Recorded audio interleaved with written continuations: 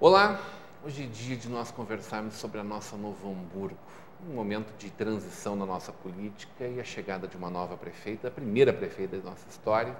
Hoje nós vamos conversar com um homem que é curioso, conservador em política, mas ao mesmo tempo um liberal e um profundo conhecedor de estratégia. Natural de Lajeado, filho da dona Carolina e do seu João Quirino, é advogado, formado pela Pontifícia Universidade Católica de Porto Alegre. Possui um currículo bem-sucedido em cargos públicos, é sócio fundador do escritório Bortolini, advogados associados desde 1988. Casado com a Margit, o pai da Vanessa e da Ana trabalha na área de direito empresarial, trabalhista patronal e direito público. Hoje teremos uma conversa de peso com José Cássio Bortolini. Seja muito bem-vindo, seu Cássio Bortolini. É muito prazer estar aqui na companhia dos amigos e desse nobre entrevistador. Estamos aí para um bate-papo informal. Doutor Cássio, natural de Lajeado e filho de um grande jogador do meu Grêmio também, né? Aliás, fez uma grande carreira lá no Lajeadense também, né? Mas o senhor está me contando aqui que teve lá no Grêmio também. Né? Chegou durante pouco tempo, né? Porque na década de 50 o futebol já existia futebol profissional, mas ainda tinha uma conotação bastante amadora, por assim dizer. Teria muitas histórias para contar para o amigo sobre as peripécias do meu pai aí nos jogos de futebol. E aprendi a gostar de futebol justamente com meu pai. Doutor? Não, eu fazia de conta, né? Brincava. Mas o futebol é uma coisa muito interessante na vida e por isso a prática esportiva para o jovem, né? E são coisas que a gente leva para a vida toda. O futebol ensina que todas as pessoas são iguais. Começa por aí, não no sentido de, eu diria assim, de igualdade em termos de... Porque é a lei. A igualdade das pessoas deve ser definida pela lei. Mas no aspecto de que não interessa a pessoa ser gorda, magra, alta, baixa, o que interessa é o gol. Existem regras, né, que têm que ser observadas, existe um juiz, bola fora é bola fora. Então isso, de certa forma, é muito bom para as crianças, para a futura convivência social, porque justamente aprendem isso, né, a competição dentro de certas regras. Né? A gente está gravando esse programa hoje no dia 1º de dezembro de 2016. O nosso programa vai ao ar mais da metade do mês, mas nesse momento está muito quente essa tragédia que aconteceu lá na Colômbia, né? Com uma equipe nossa aqui de futebol, a maior tragédia aérea do futebol, né? Se é que se existe essa retranca aí no nosso ideário. Doutor, como ficou pequeno a diferença entre os clubes, essa rivalidade entre os clubes, e que cenas lindas que a gente viu nos últimos dias. É disso que o senhor está falando, né? É disso que eu estou falando. E o futebol, ele tem eu diria assim, essa capacidade de, mesmo havendo muitas metáforas relacionadas com o futebol, ele é um esporte, até pela simplicidade das regras, o futebol pode ser jogado com 2 pedras no chão, substituindo as goleiras, não é à toa que é um esporte mundial, né? Mas justamente isso, o futebol ele tem essa característica de gerar, como por exemplo essas cenas de ontem que foram emocionantes. Né? E por outro lado, eu acho que um exemplo aqui da América do Sul, né, para todo mundo, do que é o convívio, né, do que é o esporte para uma coletividade, uma comunidade, como se viu agora lá em Chapecó. Né? Podia ser Novo Hamburgo, podia ser Novo Hamburgo. Lajeado. Então, realmente, não obstante, evidentemente, a tragédia, existem lições muito interessantes a partir de um triste episódio desse, quiçá seja utilizado aqui não só pela sociedade, como pelos clubes aqui no Brasil, de uma melhor convivência nos estádios, né?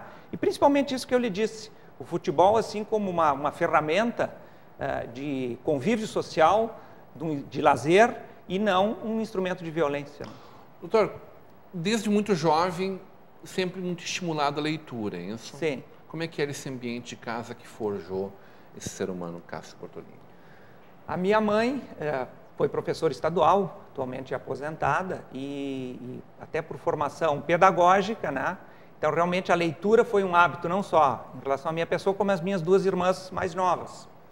E é um hábito que hoje eu cultivo com muito prazer. Um dos prazeres da minha vida é a leitura, né? E a criança, isso, nada de... Até não adentrando em questão pedagógica, né? Mas isso se ensina desde a mais tenra idade. É, né? cultura também. É cultura também.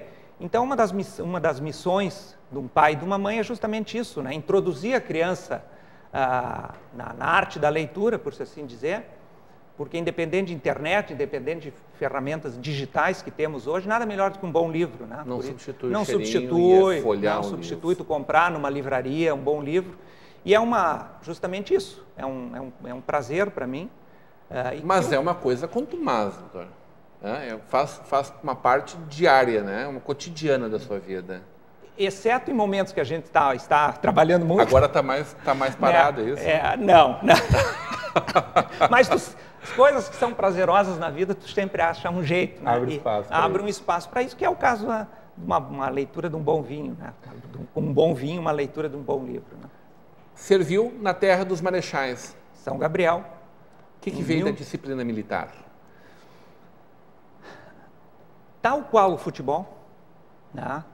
A disciplina militar ensina principalmente a hierarquia.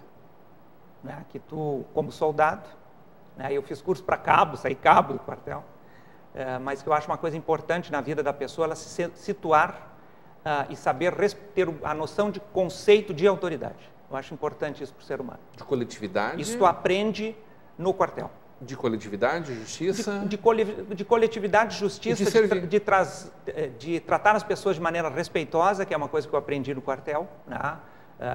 As outras pessoas. E isso que eu estou lhe dizendo exatamente, né? No conceito de... Claro que na vida civil não existe esse conceito de hierarquia como na caserna, né? Mas do conceito de autoridade, infelizmente hoje, se percebe que a sociedade muitas vezes, evidentemente não a sociedade como um todo, né, mas alguns segmentos sociais perdem isso. E se extrapola e acaba se atingindo o direito do outro, né? E muitas vezes acaba não se reconhecendo a autoridade legitimamente constituída, né? Para mim isso é uma agressão ao Estado de Direito e à democracia. Como é que entrou o direito na sua vida? Veio exatamente desses conceitos? O direito foi justamente isso, na juventude, quando... Enfim, a pessoa começa a pensar no futuro, né? No meu caso foi isso. Eu, logo assim, bem novinho ainda, nos tempos de quartel, eu já percebia isso, que eu tendia para a área das humanas, né? E aí o direito foi uma consequência meio natural, como poderia talvez ter sido o jornalismo, né? Sempre gostei de escrever, e essa questão do hábito de leitura desde criança. Acho que tem uma certa facilidade de comunicação. Tem bastante coisa né? guardada em casa? Eu gosto de escrever crônicas, mas... Só para consumo interno? Só para consumo interno. Mas que barbaridade. Vamos começar a botar para apreciação pública isso, doutor. Vamos ver. Quem sabe no futuro. O direito público foi na SEASA. Comecei na SEASA. Foram 4 governos que o senhor passou? Passei por 4 governos, né? Para mim foi uma satisfação, assim, porque justamente isso tu percebe a diferença administrativa, mesmo que o meu cargo sendo técnico, né? E é muito interessante tu ter enriquece a existência da pessoa, tu ter essa oportunidade. Trabalhei com presidentes e secretários de agricultura de variados partidos, né? E é muito interessante isso para o profissional, porque tu acaba, eu diria assim, agregando conhecimento, né? E mesmo conhecendo a administração pública, né? No dia a dia, mesmo sendo uma atividade jurídica, por estar muito próximo. E lá na SEASA o meu gabinete era muito próximo ao gabinete do presidente.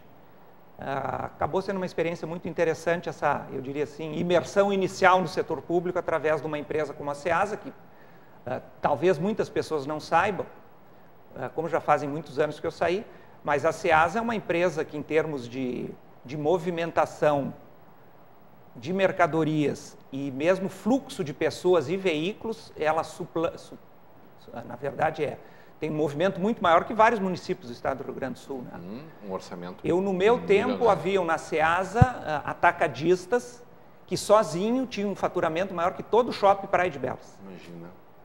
Para o telespectador ter uma ideia do que era a pujança. As pessoas não têm carretas, né? Donos de carretas. Carretas, né? Centenas, produtos importados, muitas vezes.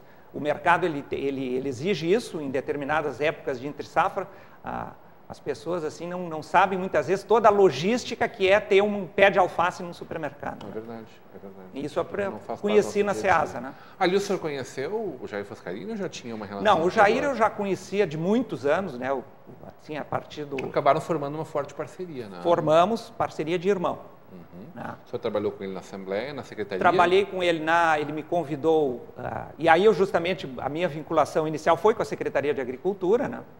E aí, em função dessa minha amizade, até, eu diria assim, busca de novos caminhos, né? Como sempre trabalhei na área de agricultura, eu resolvi assumir o desafio da Secretaria dos Transportes. E aí tinha um escritório? Já tinha um escritório. Meu escritório é um escritório associado, uma espécie de condomínio, por assim dizer, tem outros colegas, então se consegue conciliar a atividade.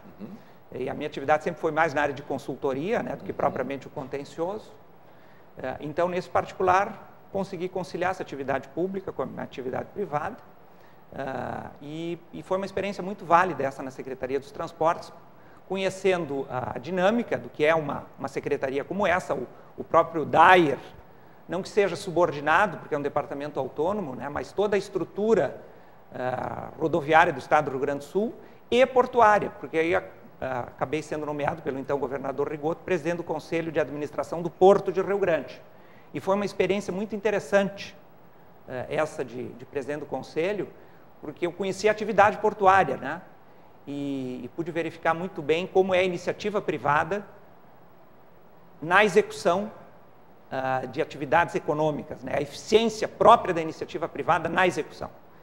Temos muito para evoluir aí nesse sentido, né? Temos.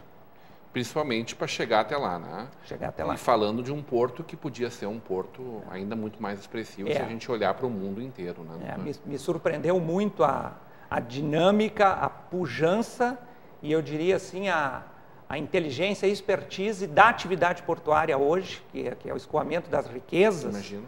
Né? E geram, enfim, impostos para todos os entes da federação, né? É uma coisa realmente impactante tu participar, ficar 2, 3 dias dentro de um porto, verificando navios que percorrem todo o globo trazendo automóveis. Imagino. Né? Navios de 7 andares abaixo d'água, né? Com os pisos do navio adequado para aquele tipo de pneu daquele tipo de veículo. Navios que já foram construídos para isso, para transporte de veículos. Como é que foi o convite para a PGM? Aí foi participar da Procuradoria-Geral do município de Novo Hamburgo, no governo. Foi uma consequência natural dessa minha boa relação. Da confiança. Da confiança, evidentemente, que todo cargo público exige, né? E justamente isso. Aí eu tive essa oportunidade de trabalhar com o Jair na Secretaria dos Transportes e aí houve uma situação bem natural, assim, de convite. Como eu sou uma pessoa de desafios, mais uma vez eu resolvi assumir. Né, Quero saber como é que foi essa cruzada e como seria isso hoje, nos dias de hoje, onde a quantidade de leis e tudo que o município pressupõe, né? Como seria esse desafio nos anos 2016. Mas isso depois do nosso intervalo, hoje numa conversa de peso com o advogado José Cássio Bortolini.